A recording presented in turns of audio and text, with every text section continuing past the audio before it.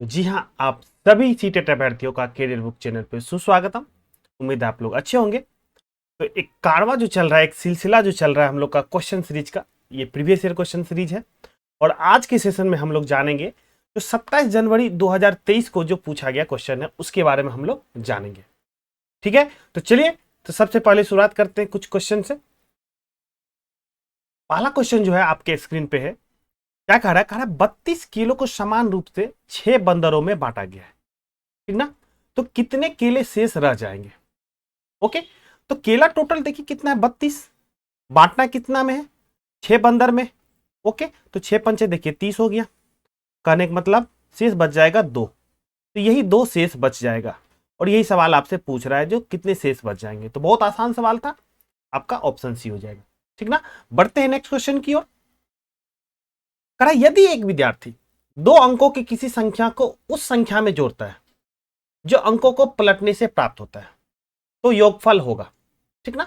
मतलब कहने का मतलब जो भी योगफल होगा वो क्या 2 से विभाज्य होगा या 3 से होगा या 7 से होगा या 11 से होगा, ठीक ना। तो क्वेश्चन बहुत ही आसान क्वेश्चन है, बट है क्या, थोड़ा सा इसमें कॉन्सेप्ट लॉजिक है इसमें, और कुछ नहीं है।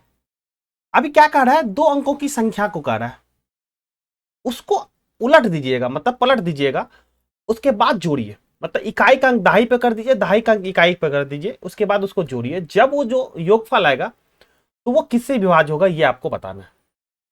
आप ऐसा कीजिए, अपने मन में जो सोचना है, कोई 2 अंकों की एक संख्या ले लीजिए आप, ठीक ना। कॉपी कलम निकालिए और संख्या लीजिए। ओके, अब उसको कीजिए काम किस तरह से, देखिए इस तरह से। मान लीजिए हम सोच लिए 31।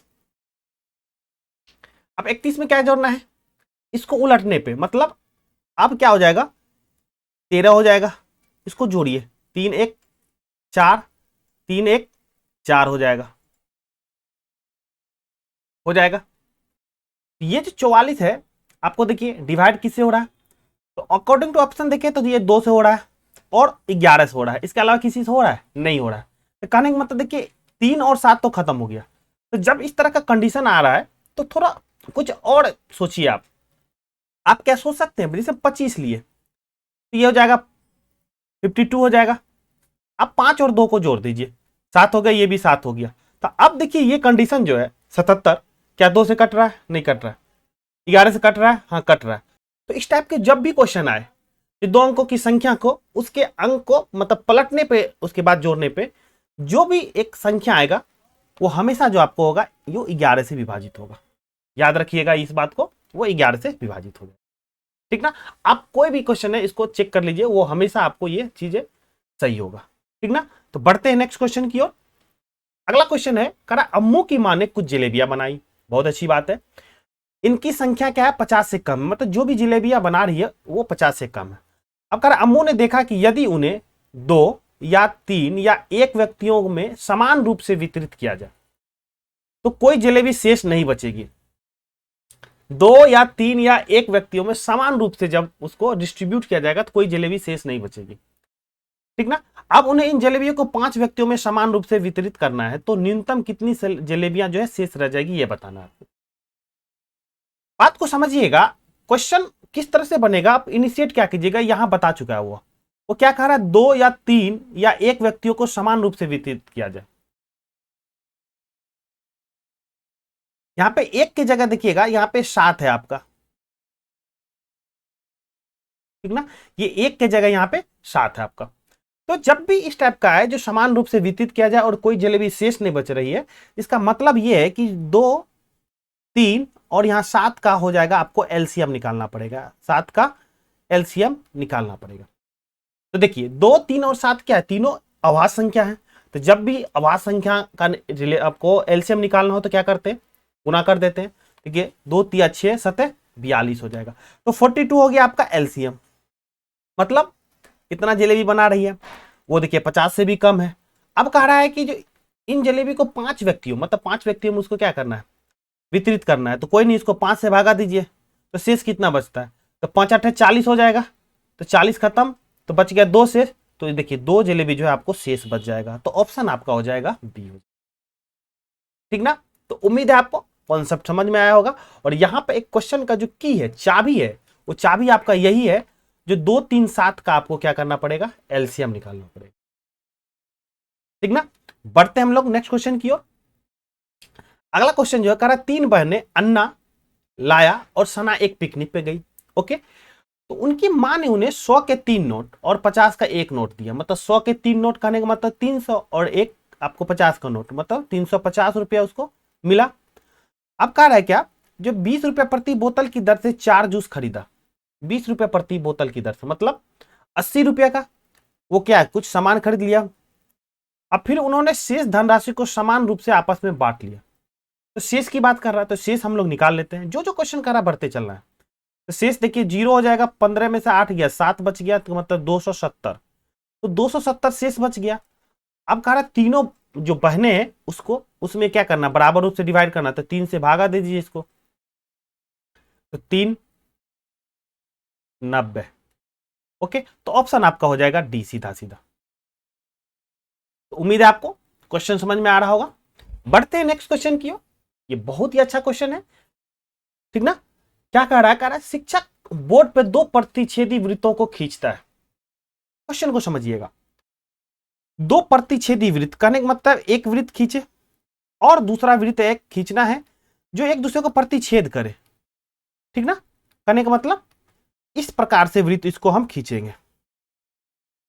अब क्या कह रहा है, जो राजुल को एक वृत्त में 80 के गुणनखंड लिखने हैं, ठीक ना। तो 2 वृत्त है, तो एक वृत्त में आपको उसको क्या करना, 80 के गुणनखंड इसमें लिखना है, और दूसरे वृत्त में उसको 110 का गुणनखंड, मतलब इसमें 110 का गुणनखंड उसको लिखना है।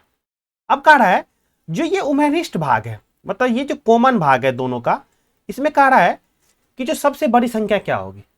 तो कॉमन भाग में क्या मिलेगा आपको, जो 80 का भी फैक्टर है और 110 का भी, मतलब कोई एक ऐसी संख्या होगी जो 80 को भी डिवाइड करेगा और 110 को भी डिवाइड करेगा। जैसे मान लीजिए 10, मान लीजिए 2, मान लीजिए 1, तो ये क्या है, 1 2 5 और ये 10, ये संख्या क्या है, जो मतलब आपको 80 को भी डिवाइड कर रहा है, 110 को भी डिवाइड कर रहा है।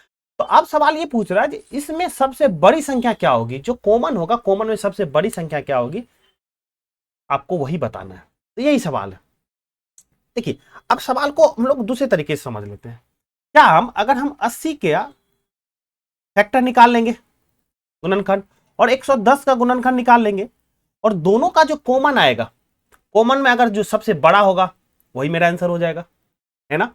चलिए बनाते हैं हम लोग 80 का फैक्टर देखते हैं, ठीक ना, गुणनखंड। तो गुणनखंड का मतलब वही होता है जो कौन कौन संख्या से वो डिवाइड लग रहा है, पूरा पूरा भाग लग रहा है। 1 से लग रहा है, 1 से लग जा रहा है, तो हम लोग कंसीडर करते हैं क्या क्या है। 1 है, 2 होगा, 3 से नहीं होगा, 4 होगा, 5 होगा। तो 80 के जो गुणनखंड होंगे आपको 1 2 4, देखिए उसके बाद हो जाएगा 5, उसके बाद हो जाएगा 8, ओके, उसके बाद हो जाएगा आपका सीधा सीधा 10, 10 के बाद हो जाएगा सीधा 16, 16 के बाद आपका हो जाएगा 20, 20 के बाद हो जाएगा 40, और 40 के बाद हो जाएगा ये 80। यही हो गए गुणनखंड आपके 80 के। 110 का भी गुणनखंड की अगर बात करेंगे तो देखिए क्या होगा आपको, 1 होगा ही, 2 से कट रहा होगा ही, 5 से कट रहा ये भी होगा, ओके, 10 से कट रहा ये भी होगा, 11 कटेगा, 22 इससे भी कटेगा, और उसके बाद 55 होगा, और फिर 110 हो जाएगा आपका। यही गुणनखंड है आपके 80 के 110 के। अब क्या करना है, इसमें जो कॉमन है, जो कॉमन है उस कॉमन को देखिए आपको। तो कॉमन देखिए क्या आ रहा है, 1 आ रहा है, 2 आ रहा है, 5 आ रहा है और 10 आ रहा है। इसके अलावा कोई कॉमन आ रहा है, नहीं आ रहा। अब कह रहा है सबसे बड़ी, तो इस सबसे बड़ी में कॉमन आपका क्या है, 10 है। तो यही आंसर हो जाएगा आपका 10, ऑप्शन सी हो जाएगा राइट आंसर। एक तरह से सवाल क्या कर रहा है वो भी समझे, और सवाल का एक तरह से अलग मेथड किस तरह से हम लोग इस चीज को शॉर्ट तरीके से समझ सकते हैं, बना सकते हैं, वो भी जाने। तो बढ़ते हैं हम लोग नेक्स्ट क्वेश्चन की ओर। अब जो क्वेश्चन है क्या कर रहा है, जो संख्या दी हुई है उसमें 7 के स्थानीय मानों का अंतर क्या है, ये आपको बताना है। बहुत ही आसान सवाल है। तो 7 का स्थानीय मान यहाँ पे 2 7 है, तो एक साथ देखिए, एक उसके बाद 1 2 3 4, मतलब 4 0, 1 2 3 4, अब यहाँ पे दूसरा क्या हो गया, 70 हो गया। दोनों को घटाओ कीजिए, देखिए ये हो जाएगा 30। लास्ट ऑप्शन में देखिए 30 किस में, ऑप्शन बी में। आगे बनाने की जरूरत नहीं है, समय बिल्कुल आपका बच जाएगा। ठीक ना, बढ़ते हैं नेक्स्ट क्वेश्चन की ओर। अब कह रहा है किसी त्रिभुजीय आधार के प्रिज्म में फलकों की संख्या क्या होती है, ये आपको बताना है। तो त्रिभुजीय आधार के प्रिज्म है, तो सबसे पहले ये होता कैसे ये जानना जरूरी है। तो देखिए त्रिभुजीय आधार के अगर प्रिज्म की बात करेंगे तो देखिए इस प्रकार से ये होता है।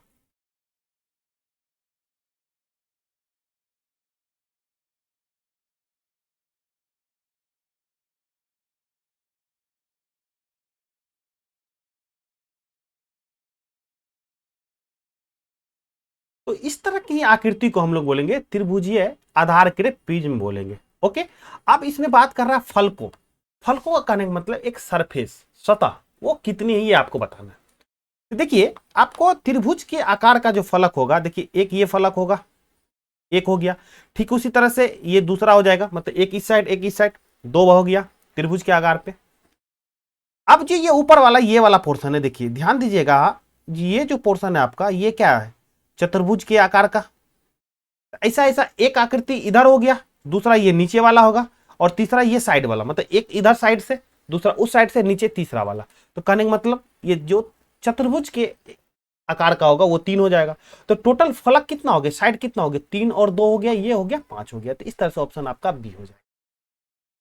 ठीक ना, तो क्वेश्चन क्या कह रहा है उसके आकृति को समझिएगा, उसके बाद उसके अकॉर्डिंग आप आगे बढ़िएगा, सब आसानी से सवाल बन जाए, है ना। तो बढ़ते हैं हम लोग नेक्स्ट क्वेश्चन की ओर। अगला क्वेश्चन है, कारण निम्न में से किन आकृतियों के युग में सममिति रेखाएं समान है। कहा कोई जोड़ा इस तरह से दिया हुआ है, उसमें से सममिति रेखाएं आपको बताना है जो किन में दोनों में समान रूप से। ठीक ना, तो चलिए एक एक करके समझते हैं। बात कर रहा है यहाँ पे समानांतर चतुर्भुज की। देखिए समानांतर चतुर्भुज आपको इस तरह से होता है, ठीक ना, और समचतुर्भुज आपका इस प्रकार से होता है। इसमें आपको चारों भुजा जो होती है आपकी बराबर होती है। ठीक ना, तो जब हम समानांतर चतुर्भुज की बात करेंगे तो इसकी सममिति की रेखा 0 हो जाता है, और इसमें आपका 2 हो जाता है। ठीक ना, चलते हैं बात कर लेते हैं, ऑप्शन बी है। बी में क्या है, पतंग है। देखिए पतंग आपको इस प्रकार से पतंग है। ठीक ना, तो जब इसकी सममिति की बात करेंगे तो सममिति देखिए इसके अकॉर्डिंग होगा, तो संख्या इसकी हो जाएगी 1। ओके, और बात कर रहा है समानांतर, देखिए समानांतर में तो क्या 0 है ही, तो ठीक ना, तो इसको तो कंसीडर नहीं करेंगे, क्यों, क्योंकि कह रहा है समान के बारे में बात कर रहा है, मतलब जितना संख्या आपको इसमें है उतने संख्या इसमें भी होना चाहिए। ठीक ना, तो ऑप्शन ए और ऑप्शन बी तो खत्म कहानी होगी। अब बात कर लेते हैं वर्ग और आयत की। देखिए वर्ग है, तो वर्ग में सममिति की रेखा की बात करें तो वर्ग में होती है 4। देखिए एक इस साइड से, दूसरा इस साइड से, तीसरा इस साइड से, और चौथा इस साइड से, करने का मतलब इसका 4 हो गया। लेकिन वही अगर आयत की बात करें, देखिए आयत का डायग्राम आपका इस तरह से है, तो इसमें सिर्फ 2 ही होती है, ये और ये, तो इसका मतलब ये 2 हो गया, तो ये भी तो बड़ा बात नहीं बना। इस तरह से ऑप्शन आपका तीसरा भी खत्म हो गया। लेकिन आप बात कर रहे हैं आयत और समचतुर्भुज के, आयत में भी हो गया 2, और समचतुर्भुज में हमको बताया ही थे आपको 2 होता है, तो देखिए दोनों समान है आपका। ठीक ना, तो इस तरह से ऑप्शन आपका डी हो जाएगा, राइट हो जाएगा। और इस चीज को आप माइंड में कर लीजिए, कारण यह है कि जो वहां पे आप बनाने के बारे में हम आपको बिल्कुल नहीं कहेंगे, माइंड में सेट होना चाहिए कि आयत में कितनी सममिति, रेखीय सममिति है, समानांतर चतुर्भुज में है या नहीं है, पतंग में किस तरह से बन रहा है, ये चीज अभी से आप प्रैक्टिस कर लीजिए, ताकि क्वेश्चन वहां दिखे और बनाइए और निकल लीजिए। ठीक ना, वहां पे आपको एक्सपेरिमेंट करने की कोई जरूरत नहीं, समय आपका बचेगा। ओके, अगला क्वेश्चन ये भी बहुत ही अच्छा क्वेश्चन है, समझिएगा इस बात को। कहा किसी घड़ी में 7 बजने पे उसके घंटे और मिनट की सुई के बीच 2 कोण की माप आपको बतानी। मान लीजिए ये घड़ी है ना, इस घड़ी में आपको ये बताना है जो 7 जब बज रहा है, ठीक ना, थोड़ा 7 बजा देते हैं हम किस तरह से, देखिए ये 12 हो गया, ये 3 हो जाएगा, ये 6 हो जाएगा, और ये 7। तो जब भी 7 बजेगा तो एक सुई यहां पर रहेगा और बड़ी सुई इस तरह से रहेगा, ये 9 हो गया, 10, 11, और यहां पे हो जाएगा 8। ठीक ना, अब बात कर रहा है क्या, जो इसके बीच का जो कोण है वो कोण आपको देखिए दो कोण बनेगा, एक तो कोण इन दोनों के बीच यहां बनेगा, समझिएगा बात को, दूसरा कोण क्या बनेगा इस तरह से यहां बनेगा। तो दोनों कोण के बारे में बात कर रहे हैं, ठीक ना, समझिएगा बात को। ये बताइए जब घड़ी का कोई एक सुई 360 डिग्री अगर घूमेगा तो कितना का कोण बनाएगा, अगर घंटे की बात करें 360 डिग्री टोटल। तो अगर टोटल सुई है कितना 12, तो एक घंटे तो 12 ही है ना, तो 12 36, मतलब जो सुई है अगर 7 से अगर 8 पे जा रहा है, 7 से 8 पे जा रहा है, तो ये जो आपका है कितना एंगल बनाएगा 30 डिग्री का, मतलब ये 7 से 8, मतलब समझिएगा इस बात को, जैसे ये 8 है ये 7 है, तो ये सुई जो है यहां पे जो बनाएगा एंगल, ये एंगल जो होगा ये कितना डिग्री का होगा 30 डिग्री का होगा, है ना, मतलब एक गैपिंग में 30 डिग्री का कोण बना रहा है गैपिंग कितना देखिए 1 2 3 4 5, तो हो गया आपको 30 गुना 5 हो गया मेरे गुरु, तो 5 या 15 150 डिग्री कोण बना लेगा इस साइड, बनाएगा। अब बाकी देखिए है टोटल कितना 360 डिग्री ना, ओवरऑल 360 डिग्री है, 360 डिग्री में से 350 घट मतलब 150 घटे 0 हो जाएगा, 1 हो जाएगा, तो ये हो जाएगा 210, ऑप्शन आपका हो जाएगा 210 और 150। वैसे भी इस साइड से भी जाइएगा तो देखिए एक है ये 2 है, ये हो गया 4, ये हो गया 5, देखिए गैपिंग 1 2 3 4 5 6 7, तो कहने का मतलब 7 गुना 30 हो गया, क्योंकि एक से अगर 2 मतलब आगे बढ़ रहे तो उसके बीच में गैपिंग में कितना का कोण बना रहा है 30 का, देखिए 7 है तो 7 तिया 21 210।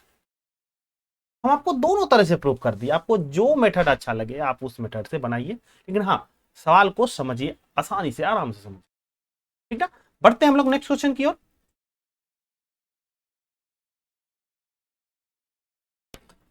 अगला क्वेश्चन है कह रहा है एक ऐसी, यहाँ पे एक मिसिंग है आकृति, ठीक ना, यहाँ पे आकृति है कोई, उसको ढकने के लिए 1 सेंटीमीटर भुजा वाले वर्ग का टिकटों की न्यूनतम संख्या क्या होगी ये आपको बताना है। जो 4 सेंटीमीटर और 6 सेंटीमीटर भुजा वाले एक आयत तथा उसके साथ साथ 3 सेंटीमीटर भुजा वाले एक वर्ग जो जुड़ा हुआ है, समझिएगा बात को। जो आपको एक वर्गाकार जो है टिकट है उसकी जो बात करें तो 1 सेंटीमीटर ये है, 1 सेंटीमीटर ये टिकट है, इसी से आपको ढकना है।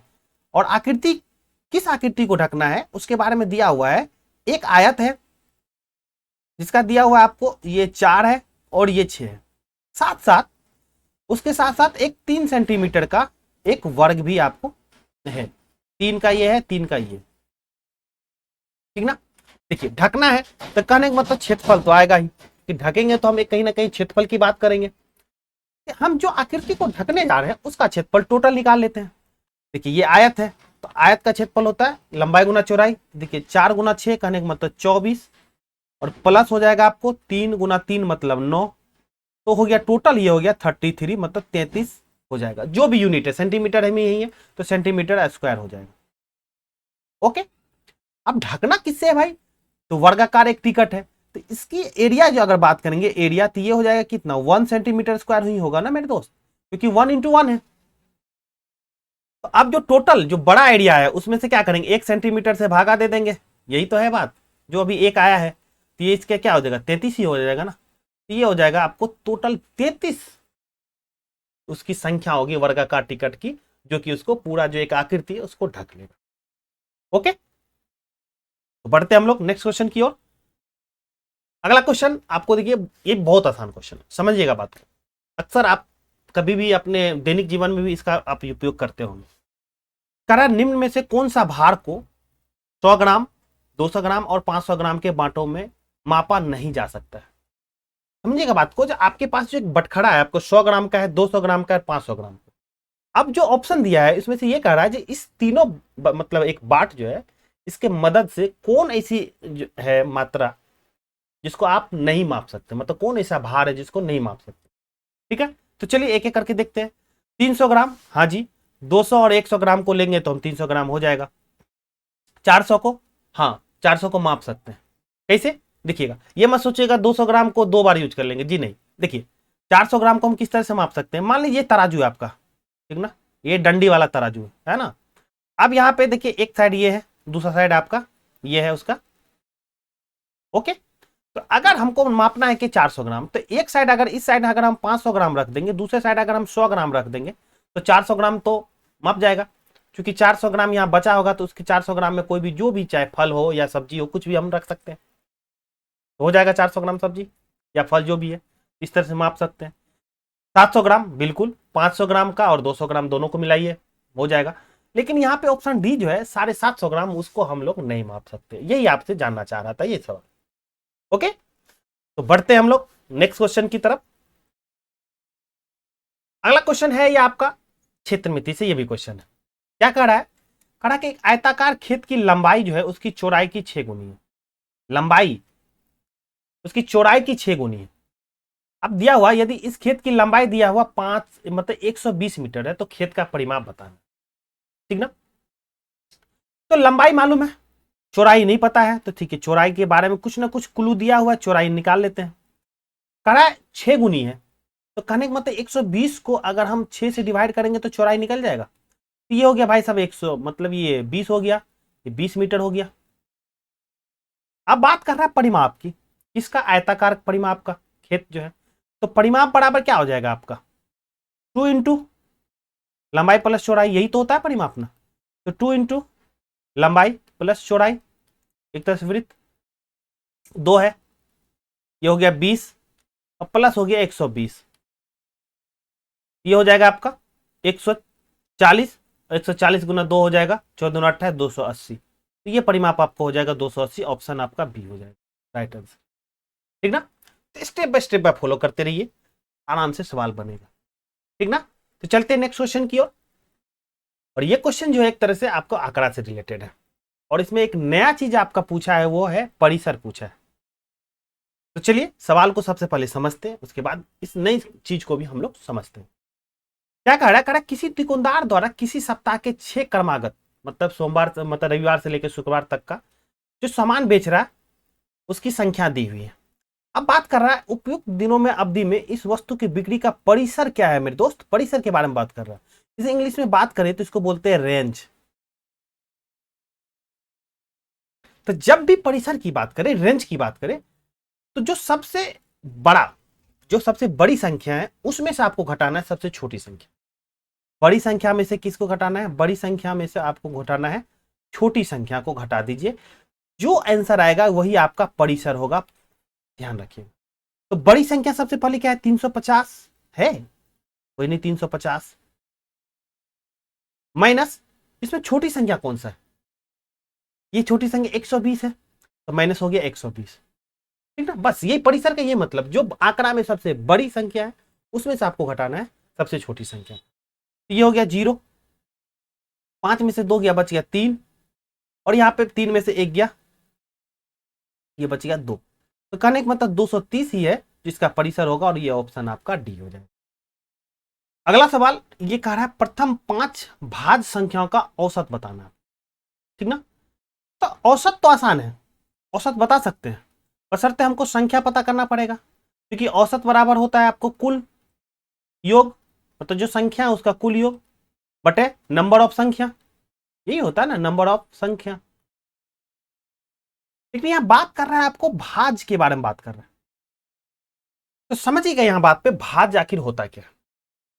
ठीक ना? अभाज्य के बारे में तो आप जान गए जो, लेकिन अब यहां पे भाज्य क्या होता है समझिएगा।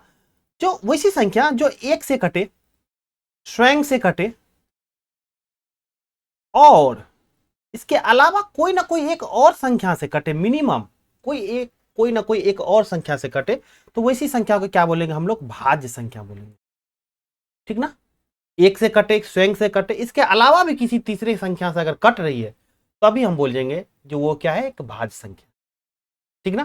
तो देखिए, तो अब बात कर रहा है प्रथम 5 की बात कर रहा है, तो प्रथम 5 शुरुआत कहां से होगा? देखिए, 1 के बारे में, 1 तो अभाज्य संख्या है, 2 भी अभाज्य संख्या, 3 भी अभाज्य संख्या, तो कहने का मतलब, माफ कीजिएगा, 1 अभाज्य संख्या नहीं है, मतलब 2 और 3 है। ठीक ना? लेकिन 1 आपको भाज्य संख्या भी नहीं है, 1 आपका ना तो अभाज्य है ना भाज्य है, 2 और 3 आपका हो गया अभाज्य हो गया, तो संख्या हो जाएगा 4। देखिए 4 जो है 1 से कट रहा है, 2 से कट रहा है, इसके अलावा 4 से कट रहा है, इसलिए भाज्य हो गया। इसके बाद क्या हो जाएगा, 6 होगा, 8 होगा, 9 होगा, और ये हो जाएगा 10 हो जाएगा, बटे टोटल हो जाएगा संख्या 5 है। देखिए 6 4 10, 10 8 18, 18 10 28, 28 9 8 37, तो टोटल होगा 37/5 हो जाएगा। कीजिए इसको डिवाइड कीजिए 5 से, 5 7 35, बच गया 2, तो 5 चौक 20, तो 7.4 जो है ऑप्शन आपका बी, यही आपका औसत हो जाएगा, राइट आंसर। ठीक ना। अगला क्वेश्चन जो है कराइए पैटर्न पे आपका, और पैटर्न जो है आपका करा W2V4UT8T16, और आपको 2 स्थान है, इस तरह का पैटर्न दिया हुआ। तो ये जो सीरीज है आपका, ये देखिए 2 तरह का सीरीज है, पैरेलल सीरीज है। किस तरह से देखिएगा, यहां पे देखिए 2 है, 4 है, 8 है, 16 है, मतलब एक तरह से संख्या का सीरीज चल रहा है सर। दूसरा क्या है आपका, ये लेटर का सीरीज चल रहा है आपका, यहां पे W V है, U है, T है, तो 2 तरह का एक पैरेलल सीरीज चल रहा है। तो एक एक करके समझेंगे। जब आप संख्या की बात करें, देखिए 2 है, 4 है, 8, मतलब 2 दूना 4, फिर 4 दूना 8, 8 दूना 16, तो 16 दूना 32 हो जाएगा। तो कहने का मतलब यहां जो आएगा, ये आ जाएगा 32 हो जाएगा। इस तरह से ऑप्शन ये दोनों खत्म, मतलब एस, ये आपका सी और डी बचा है। अब जब इसको देखते हैं जो कि आपका लेटर का सीरीज चल रहा है, तो लेटर की सीरीज में देखिए डब्ल्यू, उसके बाद भी, मतलब एक घट रहा है, भी के बाद मतलब यू एक घट रहा है, फिर टी और एक घटा, तो टी के से पहले अगर बात कर रहे हैं, टी क्या हो जाएगा, एस, कि एस टी यू भी डब्ल्यू, इस तरह से, तो यहां पर हो जाएगा एस, तो ऑप्शन आपका हो जाएगा सी। तो उम्मीद है आपको ये सेशन पसंद आया होगा, ठीक ना। तो आप इसका प्रैक्टिस कीजिए, अच्छे से प्रैक्टिस कीजिए, ठीक ना, क्योंकि क्वेश्चन का देख रहे हैं एक तरह से लेवल देख रहे हैं आप, जो मॉडिफिकेशन भी आ रहा है और लेवल भी थोड़ा सा हाई हो रहा है। तो कब क्या सेट आपको मिल जाए कहना ये मुश्किल, इस वजह से जितने भी टाइप के पैटर्न है आप उस क्वेश्चन को सॉल्व कीजिए, आपको बहुत ज्यादा एग्जाम में फायदा मिलेगा। तो आज के सेशन के लिए इतना ही, फिर मिलेंगे हम लोग एक नए सेशन में एक नए कॉन्सेप्ट के साथ। तब तक के लिए धन्यवाद, जय हिंद।